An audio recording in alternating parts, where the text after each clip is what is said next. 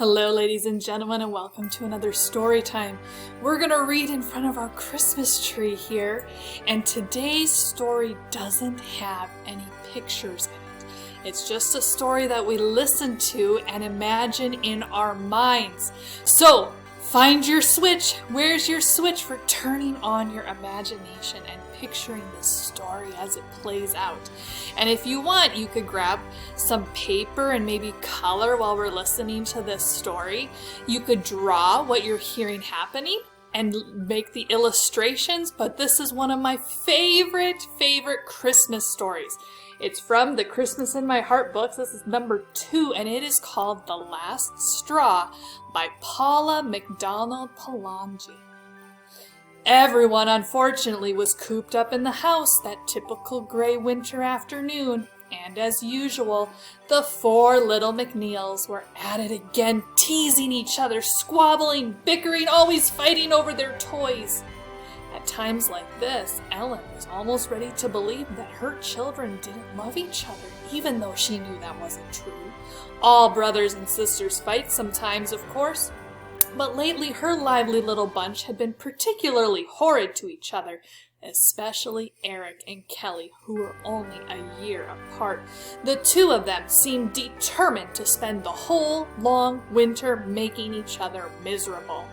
"Give me that! It's mine!" Kelly screamed, her voice shrill.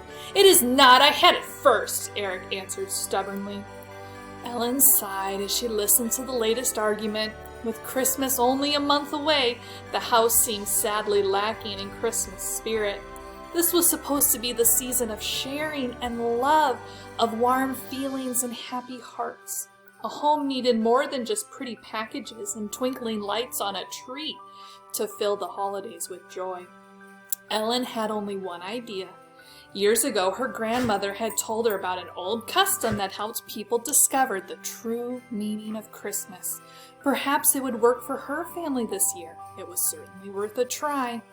She gathered the children together and lined them up on the couch, tallest to smallest, Eric, Kelly, Lisa, and Mike.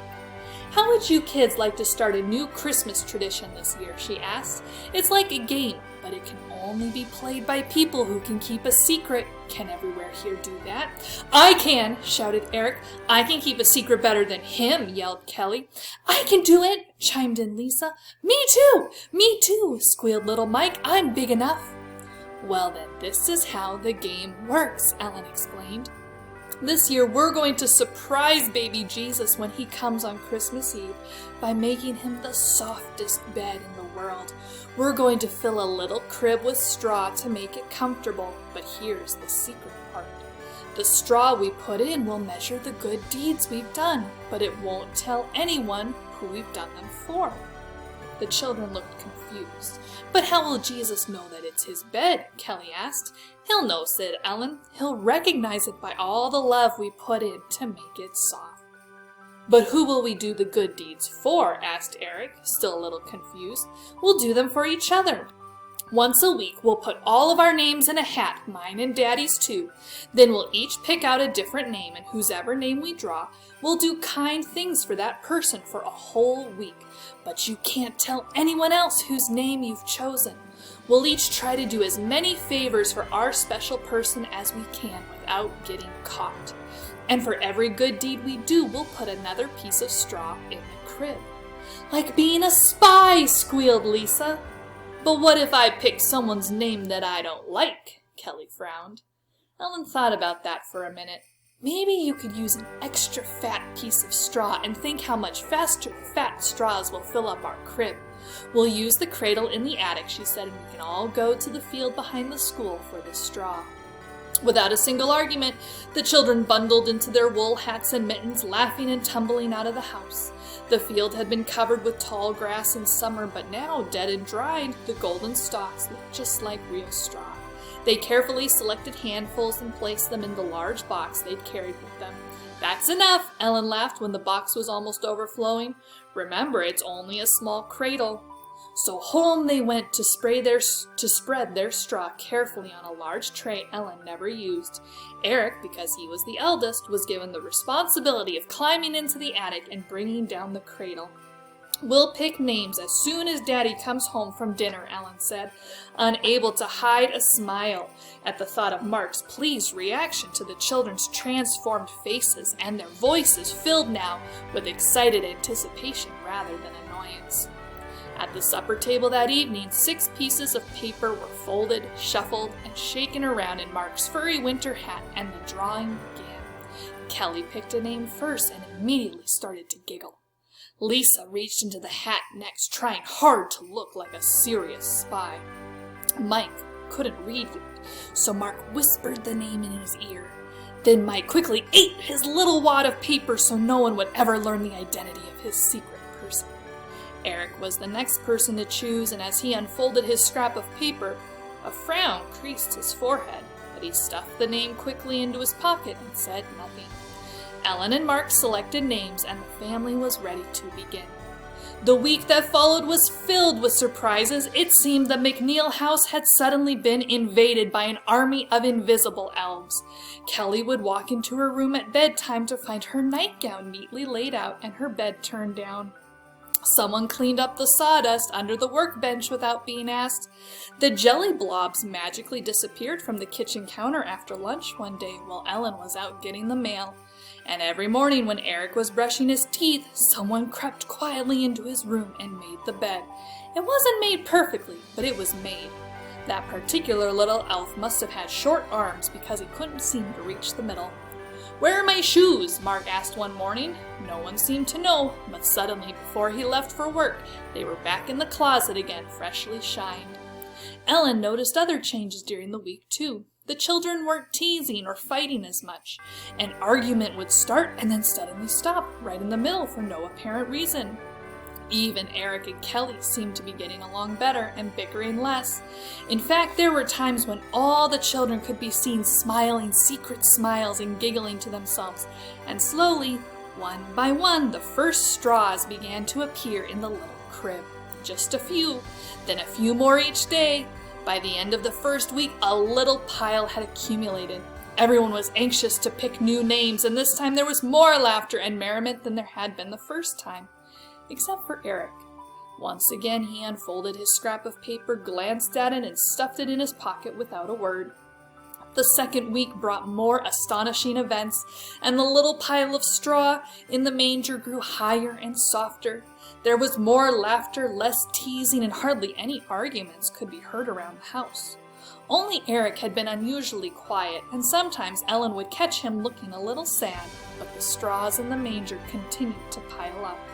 At last it was almost Christmas. They chose names for the final time on the night before Christmas Eve. As they sat around the table waiting for the last set of names to be shaken in the hat, the children smiled as they looked at their hefty pile of straws.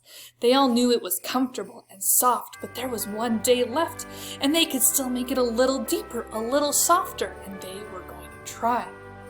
For the last time the hat was passed around the table, Mike picked out a name and again quickly ate the paper as he had done each week. Lisa unfolded hers under the table, peeked at it, and hunched her little shoulders, smiling. Kelly reached into the hat and grinned from ear to ear when she saw the name. Ellen and Mark each took their turn and handed the hat with the last name to Eric.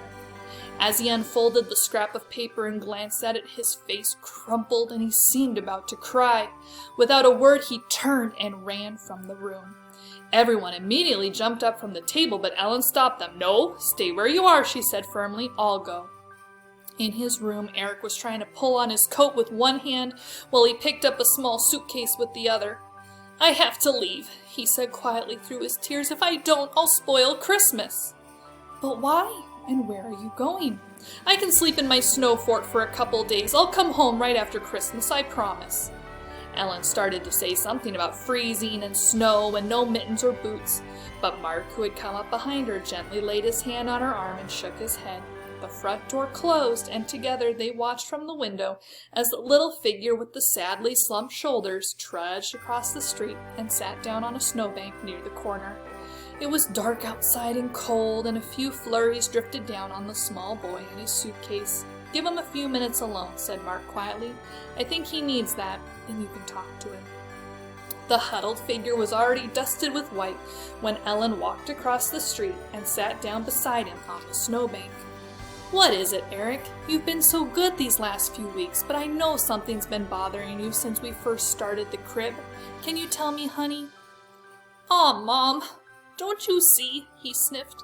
"I tried so hard, but I can't do it anymore, and now I'm going to wreck Christmas for everybody." With that, he burst into sobs and threw himself into his mother's arm. "Mom," the little boy choked, "you just don't know. I got Kelly's name every time, and I hate Kelly. I tried, Mom, I really did. I snuck in her room every night and fixed her bed. I even laid out her crummy nightgown. I let her use my race car one day, but she smashed it right into the wall like always. Every week when we picked new names, I thought it would be over. Tonight, when I got her name again, I knew I couldn't do it anymore. If I try, I'll probably punch her instead. If I stay home and beat Kelly up, I'll spoil Christmas for everybody." The two of them sat there together quietly for a few minutes, then Ellen spoke softly. "Eric, I'm so proud of you. Every good deed you did should count double, because it was hard for you to be nice to Kelly for so long. You gave your love when it wasn't easy to give. You did those good deeds anyway, one straw at a time. And maybe that's what the Christmas spirit is really all about. And maybe it's the hard good deeds and the difficult straws that make the little crib special. You're the one who probably added the most important straws this year." Ellen paused, stroking the head pressed tightly against her shoulder. "Now, how would you like a chance to earn a few easy straws like the rest of us? I still have the name I picked in my pocket and I haven't looked at it yet. Why don't we switch for the last day and it will be our secret?" Eric lifted his head and looked into her eyes, his eyes wide. "That's not cheating?" "It's not cheating." And together they dried the tears, brushed off the snow, and walked back to the house. The next day, the whole family was busy cooking and straightening up the house for Christmas Day, wrapping last-minute presents and trying hard to keep from bursting with excitement.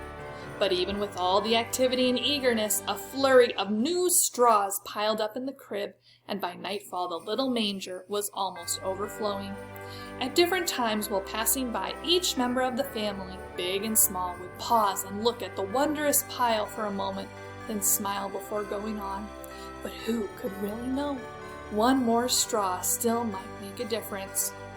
For that reason, just before bedtime, Ellen tiptoed quietly to Kelly's room to lay out the little blue nightgown and turn down the bed. But she stopped in the doorway surprised. Someone had already been there. The nightgown was laid across the bed, and a small red race car had been placed next to it on the pillow. The last straw was Eric's, after all. The end. Oh, the good deeds that we do and how they share the love of Jesus during this Christmas season. All right, so that is one of my favorite Christmas stories, and I hope you enjoyed it too.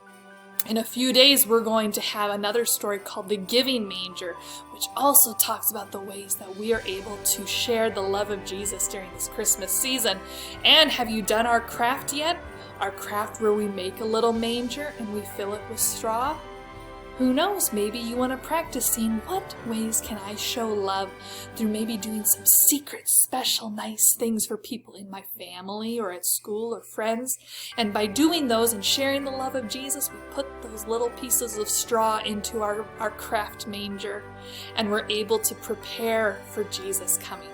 All right, so have a wonderful Christmas season this week as we prepare our hearts for the coming of Jesus.